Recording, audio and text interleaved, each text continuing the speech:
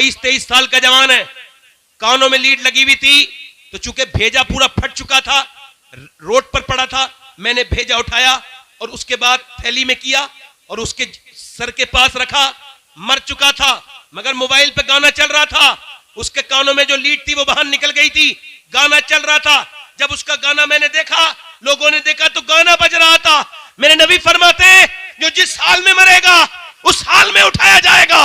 अब मुझे बताओ, जो गंदा गाना सुनता हुआ मर गया, जो अपनी जवानी के नशे में तेज मोटरसाइकिल चलाते हुए मरा, अब वो अगर कयामत के दिन भी गाना सुनता हुआ उठा तो क्या होगा?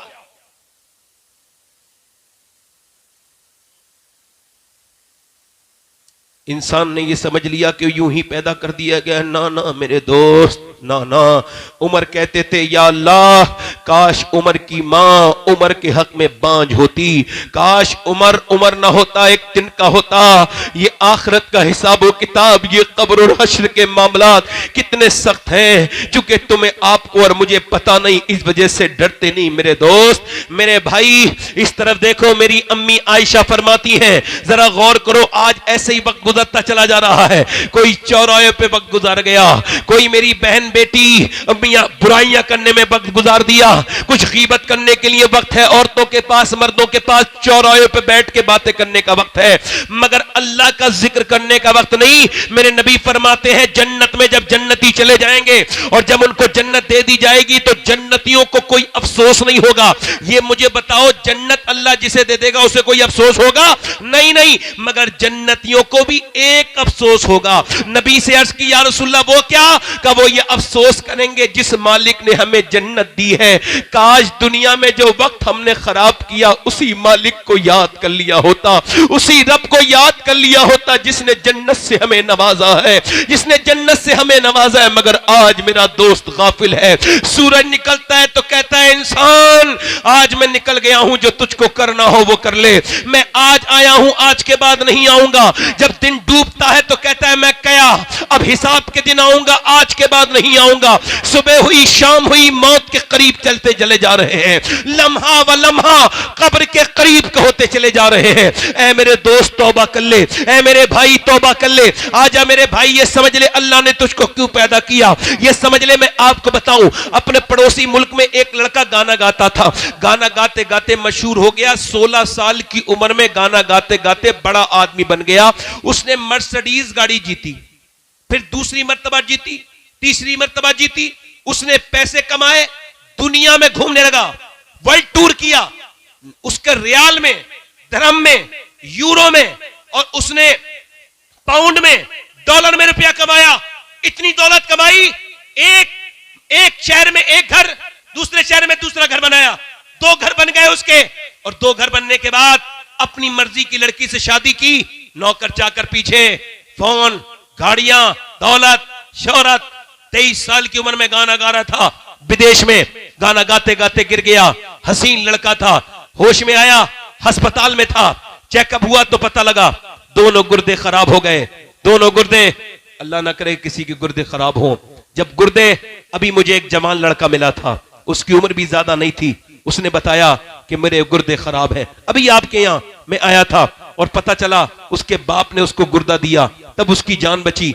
किसी का तो हो जाता है। इधर देखो, ये हाथ की नस फड़क रही थी काशीपुर के पास एक लड़के की। मैंने पूछा क्या हुआ, रो के बोला, मेरे दोनों गुर्दे खराब हैं और मेरा बाप सारी जमीन बेच के लगा चुका। मेरा बाप ने सब कुछ, मगर मेरे गुर्दे ठीक नहीं होते। कहता है 1 हफ्ते में 1 बार डायलिसिस होता है। डायलिसिस क्या होता है?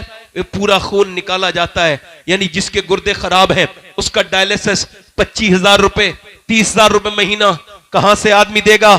घर बिका, मकान बिका। आप में से कितने लोग यहां बैठे हैं जिन्होंने, दिल से बताना, जिन्होंने 2 रकअत नमाज पढ़ी हो जिंदगी में? अगर नहीं पढ़ी हो तो जाके पढ़ लेना, वुजू करना, अल्लाह के सामने कहना, ऐ मेरे मालिक, मेरे गुर्दे ठीक है, तेरा शुक्र है। जरा गौर तो करो आप। मुझे कश्मीर में टेलीफोन आया तकरीर करने के लिए, मैंने कहा मेरे पास वक्त नहीं। उन्होंने कहा जो आपकी तकरीर सुनना चाहते हैं ये कैंसर पेशेंट हैं और ये चाहते हैं कि आखिरी बार आपकी तकरीर सुन लें। मैं गया, उसको कैंसर था, वो अब तो इंतकाल भी कर चुका है, सलीम नाम था, दाढ़ी थी, मेरे कहने से दाढ़ी रखाई थी। मैंने पूछा क्या हाल है सलीम भाई? कमरे के अंदर। कहने लगा अल्लाह का शुक्र है मैंने कहा मैंने सुना है आपको कैंसर है। कैंसर की वजह से तो शुक्र है, कुछों को अचानक अटैक से मौत आ जाती है, किसी को दिल का दौरा पड़ जाता है, कोई एक्सीडेंट में मर जाता है, मगर मैं अपने करीम और रहीम रब का कैसे शुक्र अदा करूं कि मुझे 2 महीने पहले डॉक्टर ने बता दिया कि तू मरने वाला है। अब जब 2 महीने के बाद अंधेरी कब्र में जाना है तो मैं तो एक कमरे में नहीं रह सकता, अंधेरी कब्र में कैसे रहूंगा। तो उसके सामने फूट के रोता हूं रात को। मैंने जब तक कैंसर की खबर नहीं सुनी थी तब भी नमाजें पढ़ी थी, मगर जब से कैंसर की खबर सुनी है अब बड़े आंसू निकलते हैं। सजदों में बड़ा मजा आता है, बगैर आंसुओं का सजदा क्या सजदा है। सजदा तो आंसुओं वाला है, बगैर मजे का सजदा क्या सजा है, क्या सजदा है। कभी सरवा सजदा तो मैं हुआ कहीं तो जमीन से आने लगी सदा, तेरा दिल तो है सनम आशना, तुझे क्या मिलेगा नमाज में। तूने कभी अपने रब को रब नहीं कहा, ये मुझे बता। मैं तुझसे पूछता हूं मेरे दोस्त, मैं तुझसे पूछने आया हूं, हाँ मेरे जवान तुझसे ही पूछने आया हूं। वो रोक के कहता है सैयद साहब मैं अपने रब के सामने रोता हूं, अल्लाह 2 महीने के बाद मैं कब्र में जाऊंगा, मैंने गुनाह बड़े किए हैं, छुप छुप के मुझे माफ कर देना। हाय जरा गौर तो करो, सोचो तो देखो तो। एक आदमी को अस्पताल में भर्ती किया गया, उसको सांस लेने में दिक्कत हो रही थी, और जब सांस लेने में दिक्कत हुई, जब उसको अस्पताल में भर्ती किया गया, 1.5 दिन में ठीक हो गया। बिल आया 90,000 का। डॉक्टर को देख के रोने लगा।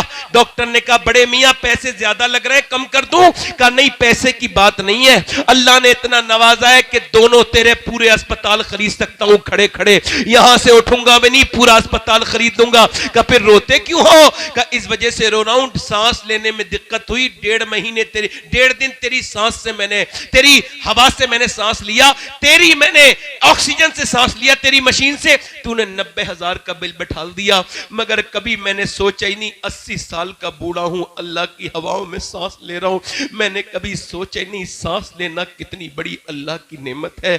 जाओ अस्पतालों में, कॉस्मोस में जाके देखो, जाओ साई में जाके देखो, अस्पतालों में सांसें नहीं आ रही, लोगों को वेंटिलेटर पे पड़े हैं, उन्हें रोज देखने में। अस्पतालों में जाया करो, कब्रिस्तान जाया करो। नेक तकरीरों से नहीं बनोगे, अपने अंजाम को सोचोगे तब बनोगे। कि आखिर देखो तो बीमार कैसे दुआ करता है मुझे सेहत मिल जाए। अल्लाह अकबर। मेरे दोस्त ये बता, तेरा गुर्दे का इलाज हुआ तूने लाखों लगा दिए, तेरा दिल का इलाज हुआ तूने लाखों लगा दिए, तेरा शुगर का इलाज हुआ लाखों लगा दिए। अरे जिसने तुझे गुर्दे का इलाज किया उसे लाखों दे दिए, जिसने गुर्दे दिए हैं उसके सामने कभी सजदा भी नहीं किया, उस रब को कभी करीम भी नहीं कहा, कभी कहा ही नहीं 2 रकत नमाज पढ़ के अल्लाह तेरा शुक्र है।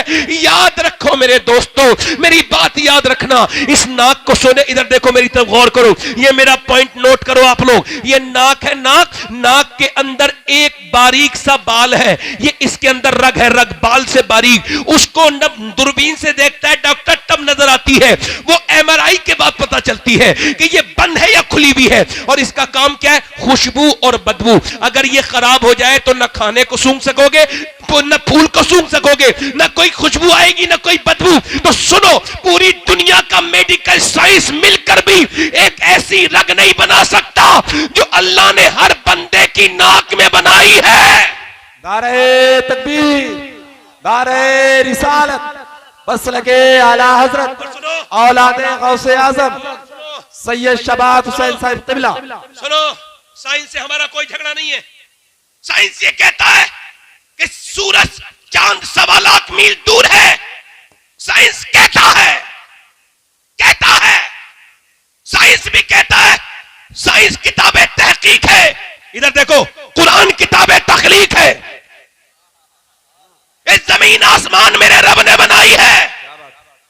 सुभान अल्लाह, सुभान किसी ने, लोगों ने खुदाई का दावा किया, मगर आज तक किसी ने यह दावा नहीं किया जमीन मैंने बनाई, आसमान मैंने बनाया, या इंसान मैंने बनाया। वो अकेला मेरा रब है जो दावा करता है जमीन भी मैंने बनाई है, आसमान भी मैंने बनाया। सुभान अल्लाह, सुभान अल्लाह। अगर आप अपने रब को नहीं पहचानोगे जिंदगी बेकार है। जब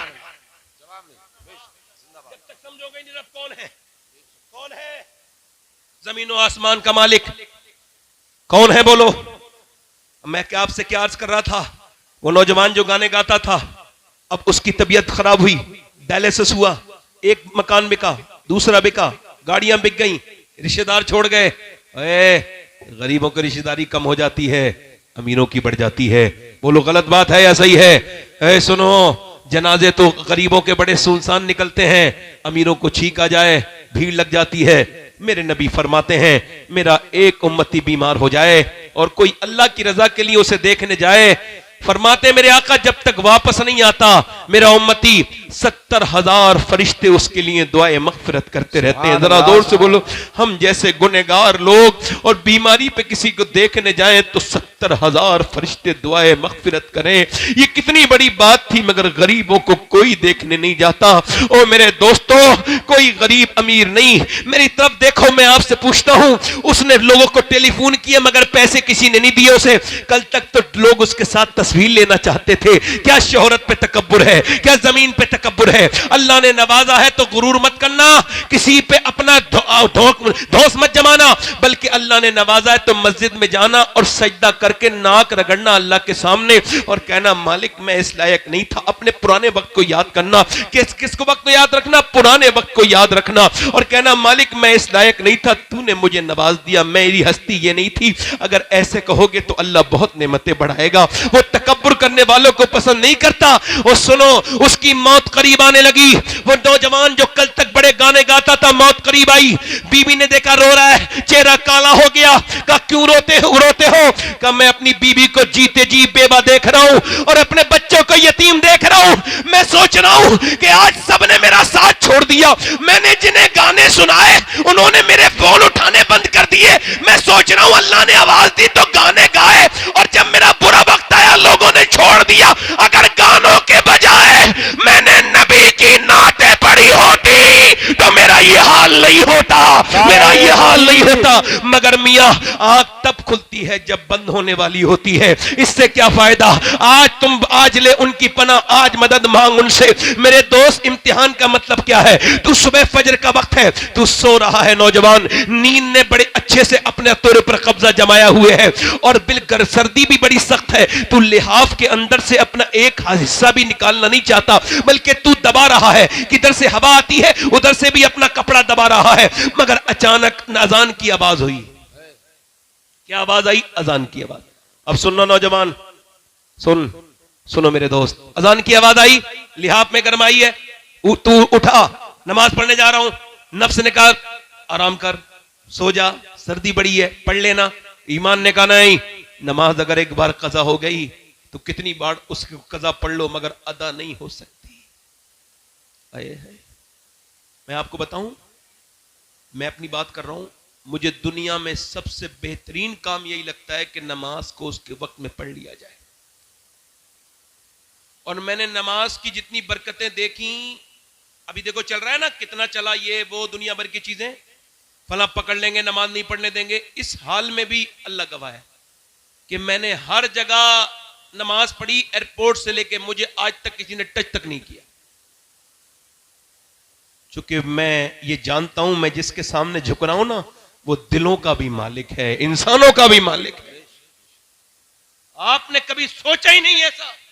हम तो दुनियादार बने रहे।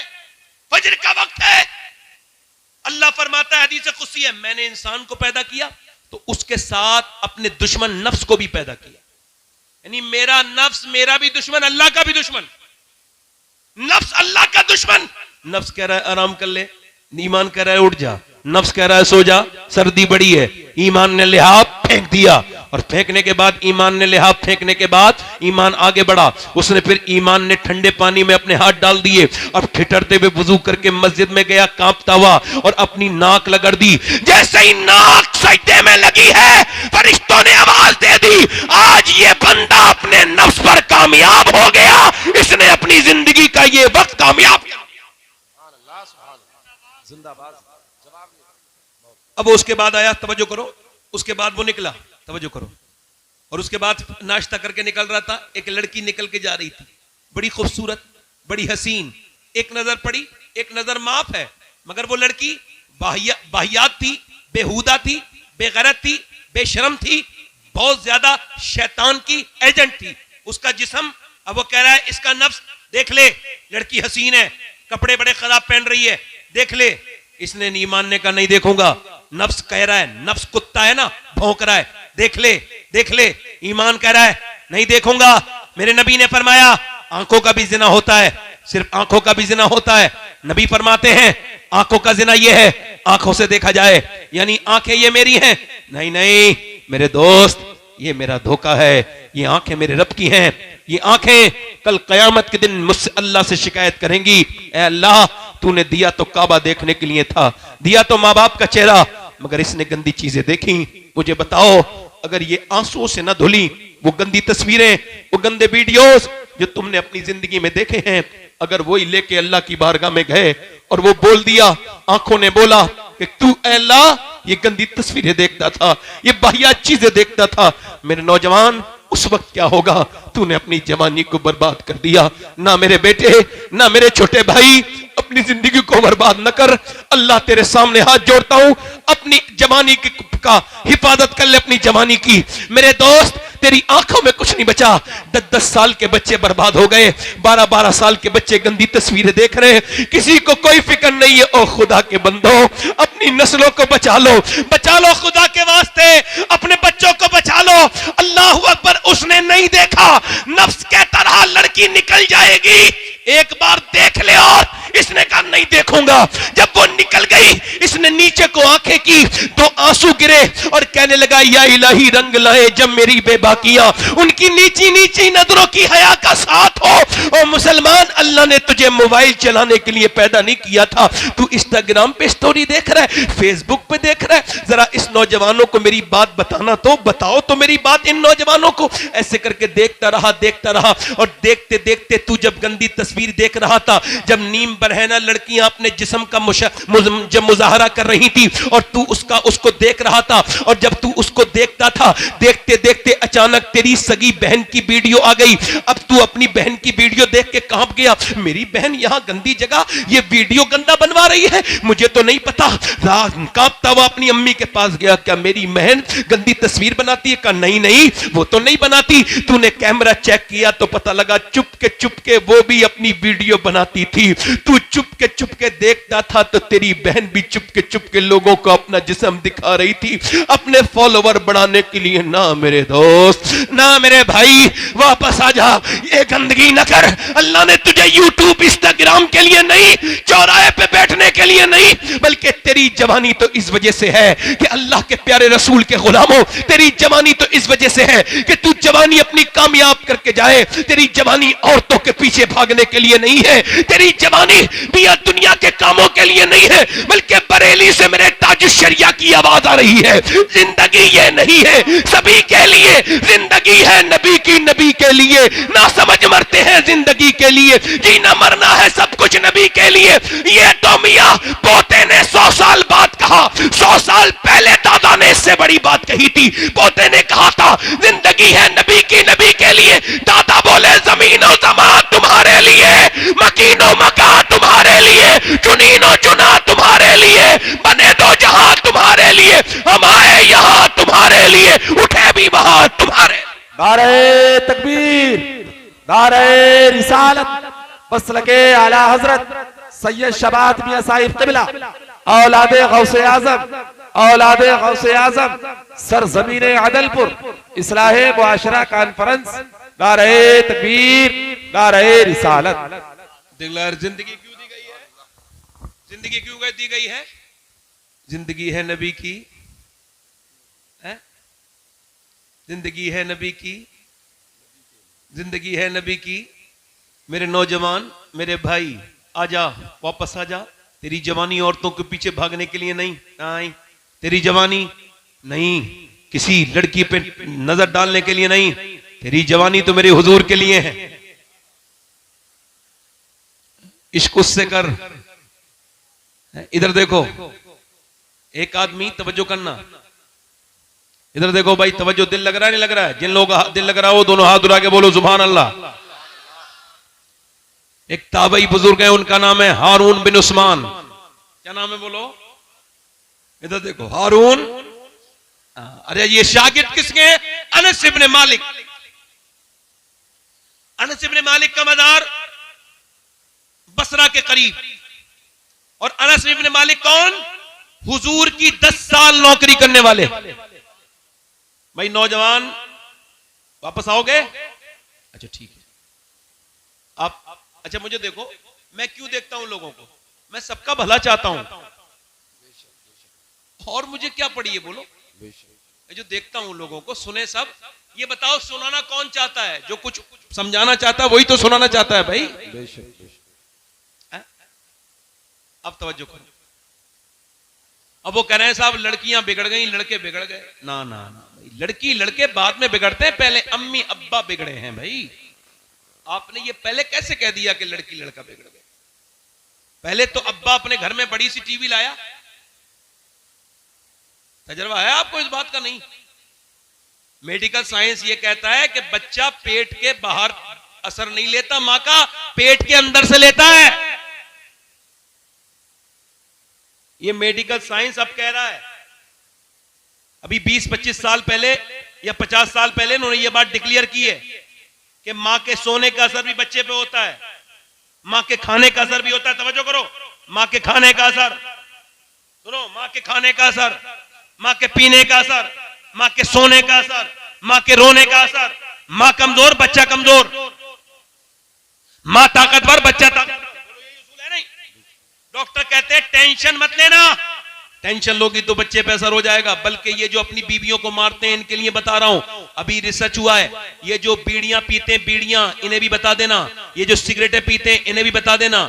जो सिगरेट अपनी बीबी के सामने, हामला के सामने पिए और बीड़ी पिए, उसका बच्चा अच्छा ज्यादातर जो है वो दिमाग के मामले में वो बहुत कमजोर पैदा होता है। ये जहर है किसी का छोड़ा हुआ धुआं अगर नाक में आ जाए।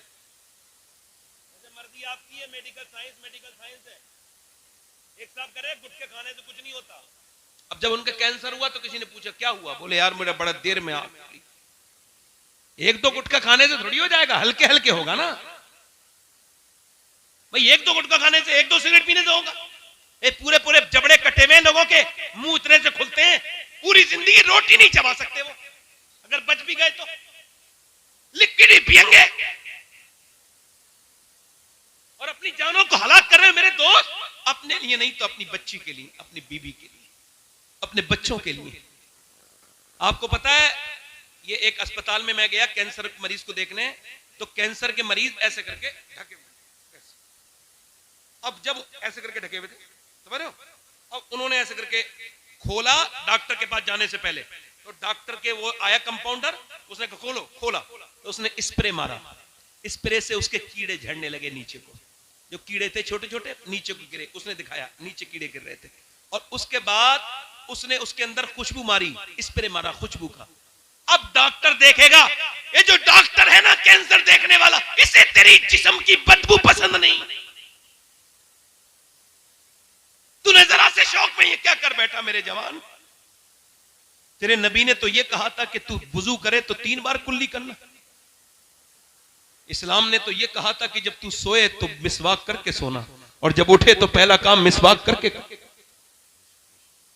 और तूने अपने मुंह में ये गंदी चीजें रख ली, तू गुटखे खा के सो गया। ओ मेरे दोस्त, नहीं मेरे भाई, नहीं।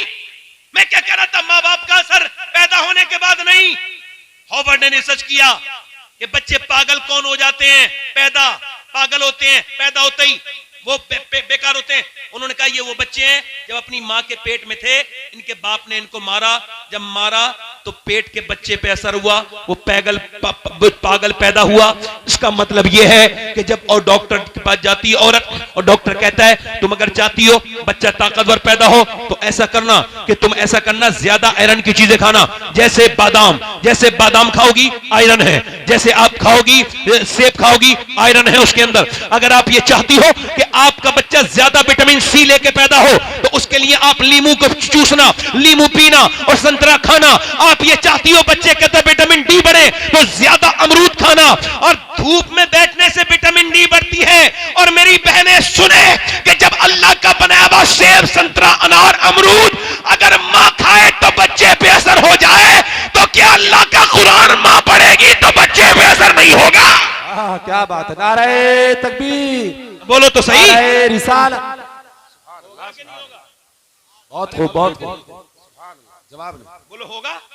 इधर देखो, ये पानीपत है, पानीपत ज्यादा दूर तो नहीं अपने यहां से ऐसे ही होगा 250 किलोमीटर पानीपत। दिल्ली से 80 किलोमीटर है, 90।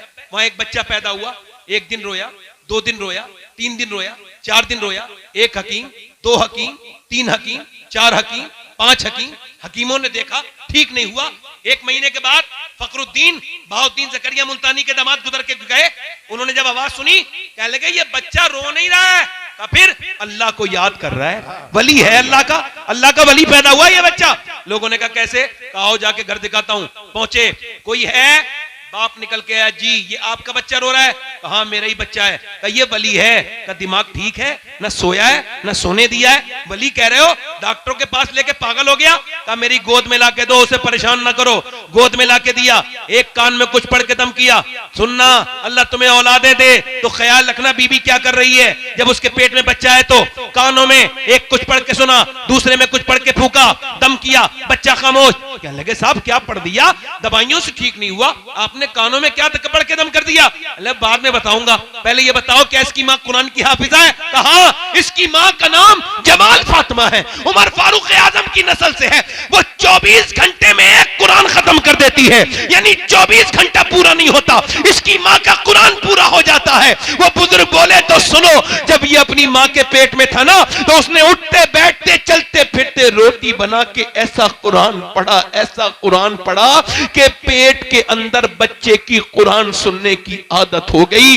जब बच्चा पैदा हुआ, मां जचगी में गंदगी में चली गई, कुरान उसने पढ़ा नहीं। बच्चे को कुरान की भूख लग रही थी, तुम 1 महीने से दवाइयां खिला रहे थे, मैंने एक कान में एक आयत पढ़ी, दूसरे में दूसरी पढ़ी, बच्चा खामोश हो गया। उसी बच्चे का नाम शरफुद्दीन बू अली शाह कलंदर पानीपती है। सुनो, जब मां पानीपत में कुरान सुना है तो बच्चा पानीपत में बू अली शाह कलंदर बनता है, और जब मां मदीने में कुरान सुना है तो बेटा करबला की जमीन पर सर कटने के बाद नेज़े पे चढ़ के कुरान सुनाता है और कहता है मां अगर फातिमा होती है तो बेटा हुसैन। नारे तकबीर, हाथ उठा के नारे तकबीर, नारे रिसालत, बस लगे आला हजरत उलमाए अहले सुन्नत औलादे गौसे आदम सैयद शबात हुसैन साहिब क़िबला। ये कुरान तो इस कौम ने जने कहां रख दिया? ये कुरान तो मेरे नबी का सबसे बड़ा मौजज़ा। सुभान अल्लाह, बहुत कुरान, जो कौम कुरान को नहीं पढ़ेगी उसे बर्बादी से कोई नहीं रोक सकता। मियाँ का दिया हुआ तावीज 3 बार उसमें मोम जामा हो गया। मैं किसी मियाँ का मुखालिफ नहीं, एक जगह में मियाँ लोगों के खिलाफ बोल रहा था, खराब मियाँ के खिलाफ, तो अच्छे मियाँ बुरे मान गए। मैंने कहा चोर की दाढ़ी में तिनका। मियाँ का तावीज, इधर देखो, कहां चले भाई? अच्छा आना, मैं कयामत तक यहीं बैठा हूं, दुरूद शरीफ पढ़ लीजिए आप। मतलब 1 घंटा आदमी बैठ नहीं सकता, खत्म कर दूं भाई? दिल लग रहा है? लग रहा है दिल? हाँ, बोलेंगे नूर भाई, आपको ट्रेन भी पकड़वाएंगे, बोलेंगे, जोर से बोलो सुभान अल्लाह, दिल लगा के बोलो। मैं क्या अर्ज कर रहा था, मेरी तरफ देखो। अब वो मियाँ का तावीज तो मोम जामा करके लगा दिया गले में, और उसको तो खूब इतर भी लग रहा है, और जो हुजूर का कुरान था उसको अलमारी में रख दिया। उसकी तो जुमे के दिन भी गर्द नहीं छुटी। यार उस जमाने थे। इधर देखो, कुरान तो वो चीज है, ये उलमा बैठे हैं। कुरान तो एक गैर मुस्लिम लड़की की एक मुसलमान लड़की दोस्त थी बचपन में, तो वो मुल्लानी के यहां कुरान पढ़ने जाती थी तो वो भी इसके साथ जाने लगी। खैर हल्के हल्के उसने नाजरा पढ़ लिया कुरान पूरा। गैर मुस्लिम की लड़की ने, तवज्जो है कि नहीं? ध्यान से सुनना, गैर मुस्लिम की लड़की ने नाजरा कुरान पढ़ लिया। उसने हल्के हल्के हल्के हल्के चुपके चुपके अपनी पड़ोसन के साथ, अपनी सहेलन के साथ कुरान को हिफ्ज भी कर लिया। यानी एक गैर मुस्लिम की लड़की, मैं कौम का नाम नहीं ले रहा हूं, हालात ठीक नहीं है, मगर सुन लो, गैर मुस्लिम लड़की बुतों के पुजारी उसके घर वाले। मैं तुम्हें कुरान का मौजज़ा दिखा रहा हूं। कुरान को जो छोड़ दिया ना, ये कुरान को छोड़ना इस कौम की तबाही बन गई। जरा मैं सही कह रहा हूं तो बोलो जरा। वैसे मैं किसी के बोलने से फर्क नहीं पड़ेगा, मुझे पता है मैं बात सही कह रहा हूं। अगर कोई मुझे दाद नहीं देता तो मुझे उसकी अकल पे अफसोस होता है, अपनी तकरीर पे अब नहीं होता। हाँ, वो जमाना था, अपडेट हो गया हूं। तो वो जो है कि नहीं, कुरान पढ़ते पढ़ते वो लड़की जवान हो गई, उसका रिश्ता बड़े कट्टर आदमी के साथ हुआ जो मुसलमानों से बड़ी नफरत करता था। जब बारात आने लगी, शादी का वक्त ठहर गया, तो उसने अपनी उस्तादनी से कहा, उस्तादनी आपा, मैंने कुरान हिफ्ज़ तो कर लिया और दिल में मैंने कलमा भी पढ़ लिया है, मगर अगर मैंने बता दिया तो मेरे घर वाले मुझे मार देंगे, मेरे घर वाले मुझे। तो उसने कहा कि तू शादी कर, जाओ उसके साथ, गैर मुस्लिम के साथ, अल्लाह तेरा इंतजाम करेगा और तू जिस कुरान की हाफिजा है वो खुद तेरी हिफाजत करेगा। कुरान, सुभान अल्लाह, सुभान अल्लाह। वो गैर मुस्लिम के साथ चली गई। उसकी उस्तादनी ने तोहफे के नीचे छुपा के कुरान रख दिया और कहा मैं ये चाहती हूं ये मेरी शागिर्द वहां जाकर इस कुरान को खोले। अब वो कुरान जब वो नौकरी पे चला जाता तो वो कुरान पढ़ती और दुआ करती, अल्लाह मेरे शौहर को भी ईमान की तौफीक दे दे। मगर वो था बड़ा कट्टर, मुसलमानों से नफरत करने वाला, बड़ी नफरत करता था। मगर अल्लाह के इंतजाम, उसको एक दिन घर आया, बीवी के सामने रोने लगा। बीवी ने कहा क्या हुआ? कहने लगे कई दिन से तबीयत खराब थी, अस्पताल में चेकअप करके आया हूं तो डॉक्टर ने कहा कैंसर आखिरी स्टेज में है, अब तुम बचोगे नहीं। कहता है एक तो तुम इतनी खूबसूरत, इतनी मेरी भरोसेमंद, इतनी खिदमत करती हो और मेरे बच्चा छोटा सा, बस मौत की वजह से डर रहा हूं। आगे बढ़ के बोली सुनो, मुझसे एक वादा करो, अगर तुम ठीक हो जाओ, मेरे पास इलाज है, तो जो मैं कहूंगी वो मान लोगे? उसने कहा बिल्कुल मान लूंगा, अगर मैं ठीक हो जाऊंगा। कहा बिल्कुल, तेरे पास कोई दवा का है? मेरे पास दवा। वो लेके आई पानी गिलास में और उसने अपनी उस्तादनी को देखा था, अपनी पढ़ाने वाली अपनी जो है वो आपा को देखा था। उसने जो है ना उसमें सूरह फातिहा पढ़ के दम करना शुरू कर दिया। वो जब बीमार कोई आता था तो वो पढ़ती थी, वो दम करके पिलाती रही। तबीयत अल्लाह के फजल से ये हुई कि 3 महीने के बाद बोली अब चेकअप करा के आओ। चेकअप करा के आया तो उसने कहा ऐसा लगता है कि तुझे कभी कैंसर था ही नहीं, तेरे अंदर कभी कैंसर था ही नहीं। वापस आके खुश था, रिपोर्ट देख के फूले। अरे जिसकी जिंदगी बच गई हो बोलो, उससे बड़ी खुशी क्या होगी? बोला मेरी बेगम ये बताओ कि तुमने ये क्या पढ़ के सुनाया था? कि तुम जिस इस्लाम से नफरत करते हो, ये उसी का कुरान मैंने पढ़ के सुनाया था, उसी रब का कुरान। अब तुमने मुझसे वादा किया था कि तुम कलमा पढ़ोगे। वो आगे बढ़ के बोला बिल्कुल, मैं बिल्कुल जिसे मैं नहीं मानता हूं उसकी किताब ने मुझे बचा दिया। जब मैं मानने लगूंगा तो फिर हाल क्या होगा? कलमा पढ़ के मुसलमान हो गया, फिर वो मुसलमान, उसका खानदान मुसलमान। कुरान अगर मां पढ़े तो पूरी खानदान को फायदा है। सुभान अल्लाह, सुभान अल्लाह। या रसूल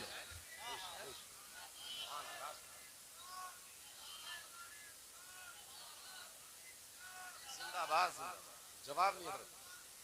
इमाम गजाली ने फरमाया जितना जिसका दिल साफ होगा वो उतनी कुरान की तिलावत करने वाला होगा। बेशक बेशक, सुभान अल्लाह। अब कुरान तो इधर देखो, तवज्जो करो। लड़की बिगड़ गई, ना ना ना, लड़की तो ठीक ठाक थी, लड़की को बिगाड़ा किसने? इन्होंने कहा करबला के ऊपर बयान करो, तो लो करबला के ऊपर सुन लो। इधर देखो, अगर 6 महीने की बच्ची, 6 साल की लड़की के सर पे दुपट्टा रख दो, ईमान से कह रहा हूं जान दे देगी, मगर बड़े होकर दुपट्टा नहीं हट सकता उसके सर से। लड़की बिगड़ी नहीं, लड़की बिगाड़ी। लड़की बिगड़ी नहीं, लड़की बिगाड़ी। अरे लड़कियां तो जनाजे की रौनक है। अरे जिस घर में लड़कियां नहीं उसमें तो मौत हो जाए तो पता ही नहीं चलता मौत हुई है नहीं हुई है। बाप का जनाजा रखा है, इधर देखो, बाप का जनाजा रखा है और सब माल बांट रहे हैं, मगर लड़कियों को भी लड़ते नहीं देखा होगा। मगर लड़की तो फूल थी, मगर उसको बिगाड़ा किसने? बड़ी यार आपके यहां डिस्टरबेंस है। हमारे इलाके में लोग बड़ा समझते नहीं, अहमियत नहीं समझते। आपको खबर नहीं है मैं किस नहज पे बात कर रहा हूं। थोड़ा समझ लिया करो, मैं आपका गुलाम हूं। गुलाम वो होता है जो सुनाना चाहे, आका वो होता है जो सुनना ही ना चाहे।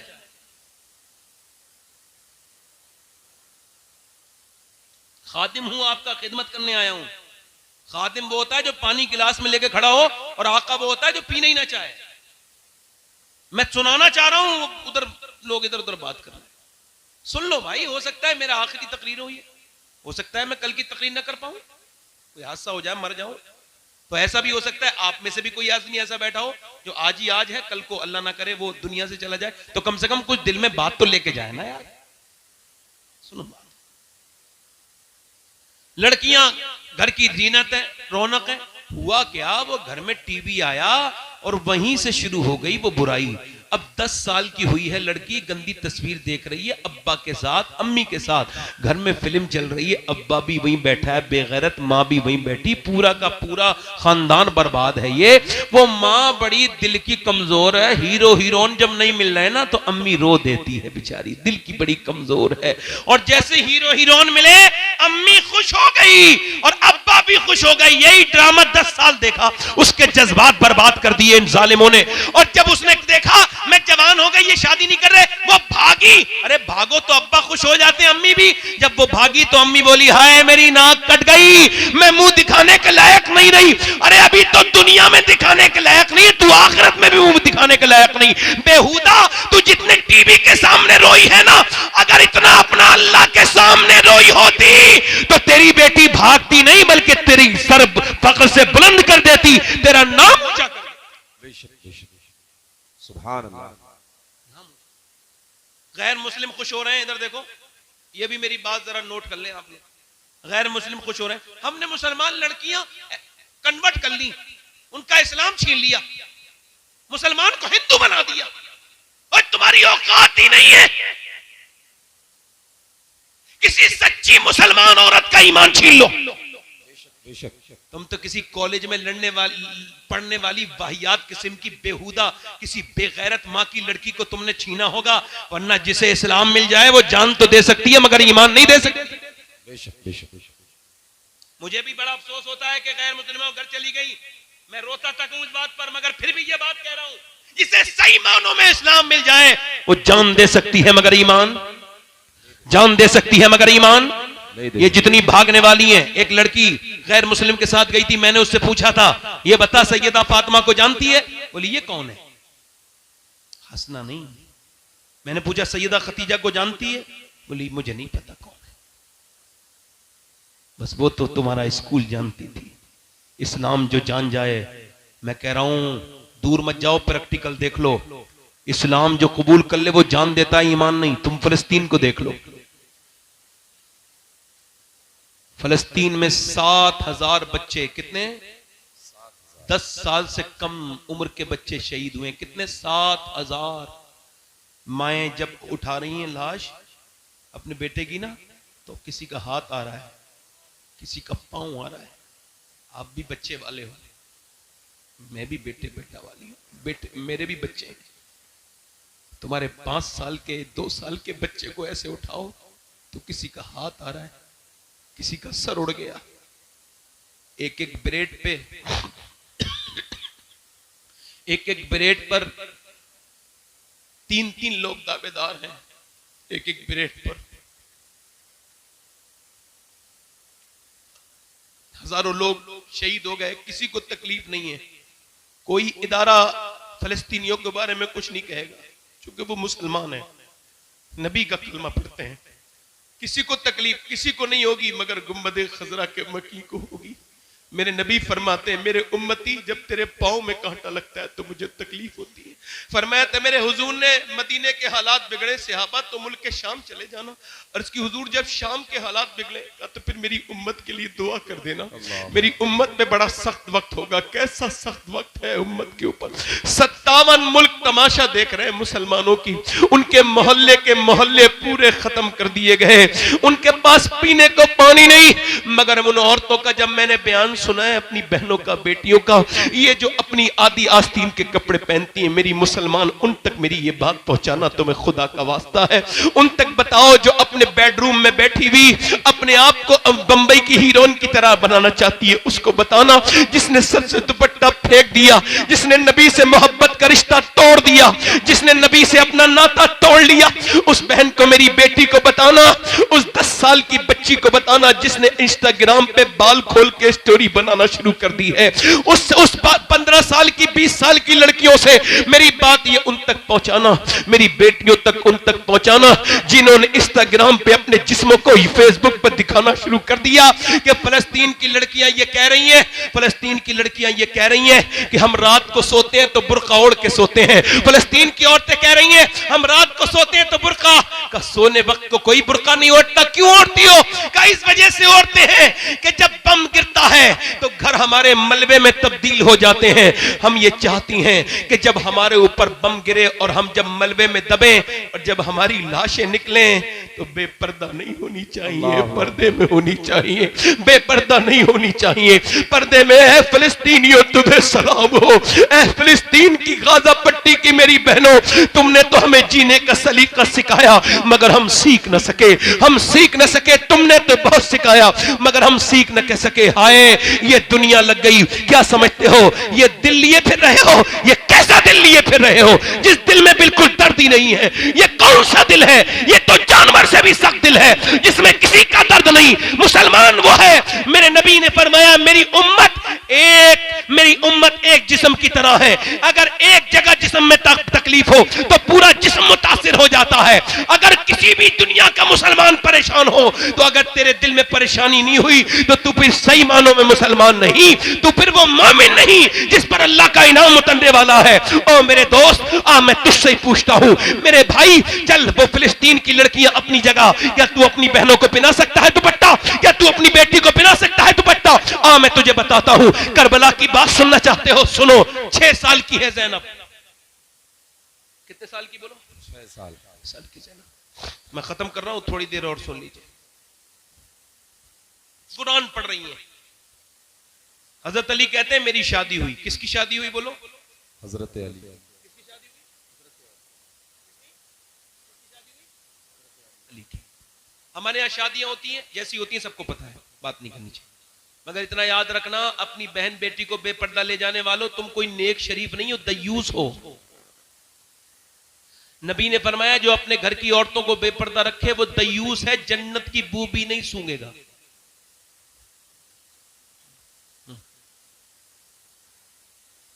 हजरत अली कहते हैं मेरी शादी होकर मेरी फातिमा मेरे घर में आई, मेरी बीबी, तो मैंने उन्हें देखते ही रोना शुरू कर दिया। तो वो बोली क्या आपको शादी पसंद नहीं जो रो रहे हैं? मैं आगे बढ़ा, उन्होंने मेरा हाथ पकड़ा, क्यों रोते हैं? तो वो बोली क्यों रोते हैं? तो मैंने कहा कैसी भी लड़की हो, कितनी भी गरीब, उसके दिल की ख्वाहिश होती है जब दुल्हन बने तो एक जोड़ी कपड़े पहन ले। मैं देख रहा हूं फातिमा, आप जिस कपड़े में दुल्हन बन के आई हैं उसमें 17 पैमत लगे हुए हैं और आपको कोई अफसोस नहीं, आपको कोई तकलीफ नहीं। तो सैयदा फातिमा ने सर उठाया और कहा मेरे सरताज आप गम न करें। मेरे अब्बा फरमाते मेरी बेटी फातिमा, अल्लाह कपड़ों से राजी नहीं होता, अल्लाह तो सजदों से राजी होता है। कैसे राजी होता है बोलो? सजदों से। काश के मुसल्ले बिछ गए होते, काश के नमाजें पढ़ ली होती, काश के तब्दीलियां आ गई होती। मेरे दोस्त मेरी तरफ देख, करबला का मैदान है, सैयदा कायनात की बेटी ज़ैनब है। कौन है बोलो? ज़ैनब। इधर पूरा घर पड़ा हुआ है, बच्चा काट दिया गया है। अली के घर के नबी के विसाल को अभी 50 साल ठीक से नहीं हुए कि पूरी हुजूर की नस्ल का कत्ल कर दी गई। छोटे छोटे बच्चे, इमाम हुसैन, उनके सारे साथी, करबला का मैदान, ज़ैनब सैयदा हैं, निकल के जा रही हैं तो किसी ने आपकी चादर पे हाथ डाला, चादर खींच ली। चादर जब खींची तो बालों से सर ढक लिया। क्या करबला सुनोगे? बालों से सर ढक के मदीने की तरफ को मुंह देख के कहा, है मेरे नाना, मैं वही ज़ैनब हूं कि जब आप दुनिया से तशरीफ लेके जा रहे थे तो आपने मुझे सीने लगाया था और कहा था मेरी ज़ैनब बिल्कुल अपनी नानी खदीजा से मिलती हैं, ए नाना मैं वही ज़ैनब हूं जिससे आप बहुत प्यार करते थे। आज मैंने वादा किया था अम्मी से मेरा सर कभी नंगा नहीं होगा, मगर मेरे भाई शहीद हुआ हुसैन, मेरा सर नंगा नहीं हुआ। मेरे भाई की, मेरे भतीजों की लाश पर घोड़े दौड़े, मेरे सर से दुपट्टा नहीं गया, मगर अब जालिम ने मेरा दुपट्टा खींच लिया। मेरे पास दुपट्टा नहीं है, मैंने बालों से चेहरा ढक लिया है। मेरे नाना नाराज ना होना अपनी बेटी से, अपनी नवाजी से नाराज ना होना। लो दुपट्टा छिन गया तो बालों से सर ढक गया, चेहरा ढक गया।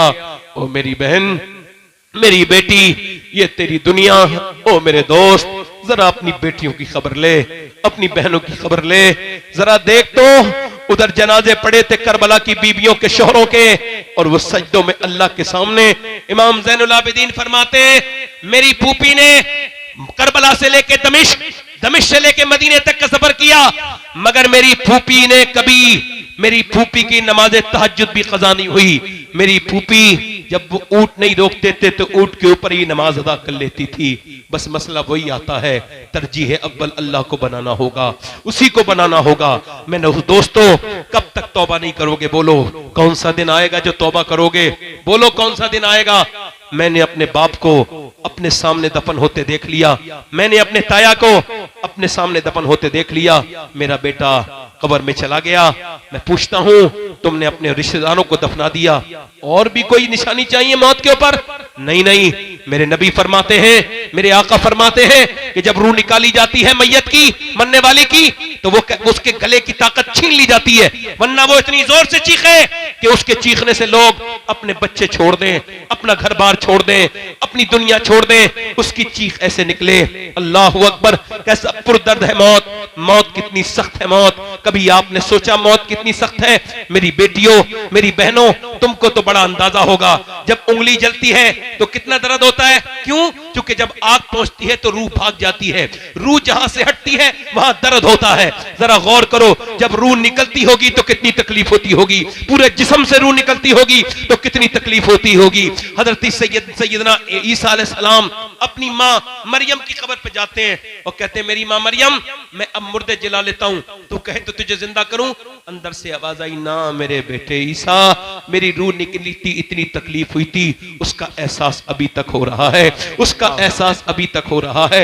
हजरत उमर फारूक आजम, कोई है उमर फारूक आजम के टक्कर का यहां पर?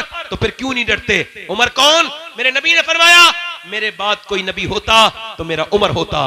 फरमाया मेरा उमर जब ईमान लाया तो आसमान के फरिश्तों ने खुशियां मनाई। हजरत उमर के मारी गए चाकू, जब मारा चाकू फट गई आंत, दूध पिया, आंत से निकल गया। बेटे से बोले वक्त मौत का करीब है, सर रख दे जमीन पे, नहीं रखा।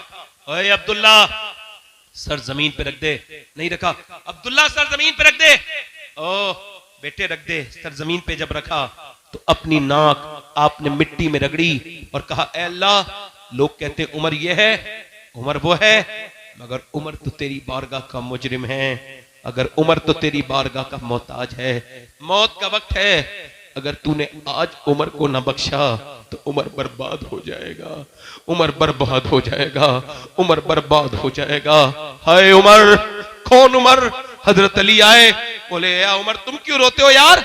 मैंने नबी से सुना है कि तुम्हारा घर जन्नत में है, तुम्हारा महल सुनहरा है, इतना खूबसूरत महल है कि मेरे नबी को पसंद आया था। अली तुम गवाही दोगे? मैं भी गवाही दूंगा, मेरा बेटा हसन भी गवाही देगा। ओ मेरे दोस्त, याद रखना जो भी आपने किया है सब लिख गया है, एक एक चीज को वो देख रहा है। वो समीन बसीर भी है, वो अलीमुल खबीर भी है, वो अल्लामुल गुयूब भी है, वो देख रहा है, वो सुन रहा है, वो जान रहा है। एक औरत मूसा अलैहिस्सलाम के जमाने में, आखिरी रिवायत, अपने मूसा अलैहिस्सलाम के जमाने में एक आदमी के पास आई, कह लगी मेरे बच्चे भूखे हैं, बड़ी प्यास, भूख है मेरे बच्चों को, कुछ दे दे। उसने कहा मैं तो औरतों का शौकीन हूं, तुझे पसंद करता हूं, रात गुजार, जिस्म पे इख्तियार दे, दे दूंगा। उसने कहा सुन, अपना जिस्म बेचने नहीं आई, वापस गई, मगर फिर आई, कह लगी मेरे बच्चे बेहोश होने लगे, मजबूर हूं, दे दे, रात को आ जाऊंगी, जो तेरा दिल चाहे कर लेना। तो ठीक है, पैसे लेके चली गई, खिला पिला के शाम को आई, रात को बैठी थी, जब बैठी थी ना इसके करीब कमरे में, ये इसके करीब गया जिना करने के इरादे से, हाथ जब लगाया ना, हाथ जब लगाया तो कांपने लगी। और फिर उसके पसीने आए। और क्यों रोती है? पैसे नहीं मिले क्या? ड्रामा करती है? का सब कुछ पैसे नहीं होते, ईमान भी कुछ होता है। का क्या मतलब? का मेरे बच्चे अगर भूखे ना होते तो मैं कभी नहीं आती। मेरा ईमान यह है कि जब मैं नमाज पढ़ती हूं, सजदा करती हूं, तब भी मेरा अल्लाह देखता है, और जब मैं जिना कर रही हूं तब भी मेरा अल्लाह देख रहा है। ऐ मेरे दोस्त, मेरे नौजवान, तुझको इस बात का एहसास ना हुआ कि तू जब गलत जगह गया, किसी लड़की को गलत जगह लेके गया, किसी होटल में, किसी रूम में, तो किसी ने न देखा, मगर अल्लाह ने तो देख लिया ना तुझे, रब ने तो देख लिया ना तुझे। बोल, तुझे अल्लाह की शर्म नहीं? मेरे नबी फरमाते हैं, मेरा अल्लाह फरमाता है, ऐ मेरे महबूब, मैं अगर जानी जिना करने वाले को माफ भी कर दूं, वैसे वो करीम है, मगर फरमाता है, हदीस कुदसी है, ऐ मेरे महबूब, मैं जिना करने को माफ भी कर दूं और अगर उसे जन्नत भी दे दूं तो जन्नत में अपना दीदार नहीं कराऊंगा, यानी वो अपना दीदार नहीं कराएगा। इन आंखों से देखोगे जिससे गंदे नजारे देखे थे, तुम्हारे मेरे नफ्स ने मुझे बर्बाद कर दिया। इस नफ्स को पहचानो। ऐ दो नौजवानों, अपने नफ्स की ख्वाहिशों में बर्बाद ना हो जाओ। ना ना ना, अपना वकार बनाओ, अपने आप को मजबूत करो, अपने ईमान और अकीदों को। मोहल्ला रूम कहते हैं, एक चूड़ी बेचने वाला चूड़ी बनाता था सुनार सोने की। उसने एक औरत को बुलाया और उसने जो है ना अपनी, उसका बच्चा कोई नहीं था, उसने एक लड़का ले लिया। लड़का 20 साल का हो गया, एक औरत को चूड़ी पहना के घर आया। बीबी ने कहा कौन सा गुनाह किया है? कोई नहीं। दरवाजा नहीं खोलना जब तक बताओगे नहीं। बोला एक लड़की का हाथ पसंद आ गया था औरत का, मैं पकड़े रहा थोड़ी देर, फिर सोचा अल्लाह देख रहा है, छोड़ दिया। कहा अंदर आ जा। मैंने जिसे अपना बेटा बना के पाला है ना 20 साल, आज उसने मेरा गंदे तरह से हाथ पकड़ा, गंदे तरह से हाथ लगाया। मैं समझ गई मेरे आदमी ने किसी के ऊपर हाथ डाला है, जिस्म पर, किसी की इज्जत पर, तो आज मेरे घर में भी हाथ डल गया। वो आदमी कांप के बोला है, अल्लाह मेरी बेटी, मेरी बीबी की हिफाजत कर ले। हमें भी सोचना चाहिए नौजवानों। ना ना ना मेरे दोस्त, अपनी जवानी बर्बाद न कर। ना मेरे दोस्त, अपने रब से डर। ऐ मेरे भाई, वो औरत रोने लगी, इतना रोई, कह लगी मेरा बच्चा अगर भूखे ना होते, तो कह लगी है मेरे रब माफ कर देना अपनी बंदी को, अगर मेरे रब मेरे बच्चे भूखे ना होते तो कभी ना आती।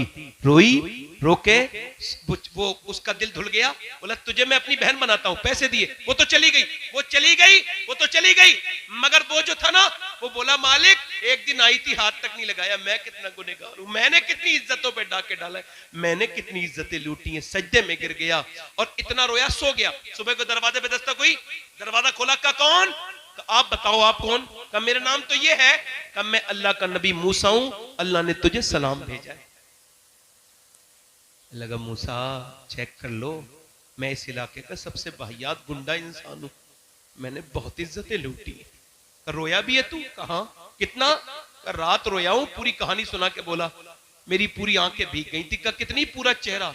मूसा बोले तेरा तो पूरा चेहरा भीग गया था। मगर अल्लाह फरमाता है, ऐ मेरे बंदे, तू गुनाह चाहे कितने भी कर ले, मगर इतना रोले सच्चे सच्चा कि तेरी आंख का आंसू तेरे गाल तक आ जाए, मैं सारे गुनाह माफ कर दूंगा। ये दोस्त, ये रिश्तेदार, ये अजीज, ये हाथ छाड़ के आ जाएंगे कब्र में मिट्टी, और कोई काम नहीं आएगा मेरे दोस्त, कोई नहीं आएगा। हाथ उठा के बताओ कितने हुजूर के नाम पे गर्दन कटा सकते हो? कितनों को मौत की फिक्र है? हाथ उठा के बताओ, दोनों हाथ उठा के बोलो, हुजूर के नाम पे कौन कौन गर्दन कटा सकता है? दोनों हाथ उठा के बोलो, इंशाल्लाह। हाथ गर्दन कटा दोगे? नीचे हाथ। एक दूसरे की तरफ ना देखना, मुस्कुराना नहीं। जो गर्दन कटा सकता है कुछ भी कर सकता है, कुछ भी कर सकता है ना। एक दूसरे की तरफ ना देख। कितने लोग ऐसे हैं जो गर्दन भी कटा देंगे और आज से मेरे नबी के नाम पे पूरी दाढ़ी भी रखा लेंगे। इस महफिल में खड़े हो जाए, खड़े हो जाए। जो नबी के नाम पे दाढ़ी रखा है वो खड़ा हो जाए।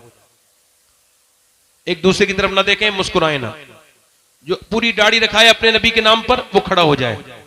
आपके दाढ़ी है, जिसके दाढ़ी ना हो वो आज से, कौन है जो अपने नबी के नाम पे दाढ़ी रखाएगा? नौजवान है कोई आशिक रसूल? देखो आप एक दूसरे की तरफ ना देखो, मेरी तरफ देखो, मेरी तरफ देखो जरा। अब बताओ कौन है ऐसा आशिक रसूल जो आज से अपने नबी की सुन्नत को जिंदा करेगा? है कोई? कोई ना बोले और कोई साहब ना बोले। नहीं, जो आज से रखा है वो खड़ा हो जाए, जो अपने नबी के नाम पे है। कोई आशिक रसूल? हर नबी के दाढ़ी, हर वली के दाढ़ी। हाँ याद रखो, दाढ़ी सुन्नत है, सुन्नत से चेहरे में बरकत होती है। दाढ़ी मुड़ाने वाला खूबसूरत नहीं है, दाढ़ी रखाने वाला खूबसूरत है। कोई इस महफिल में आशिक रसूल हो, नौजवान कोई एक, जो आज से अपने नबी के नाम पे पूरी दाढ़ी रखाने की नियत करे, वो इस महफिल में खड़े होकर कहे आज तक जिया था सभी के लिए, आज से जीऊंगा नबी के लिए।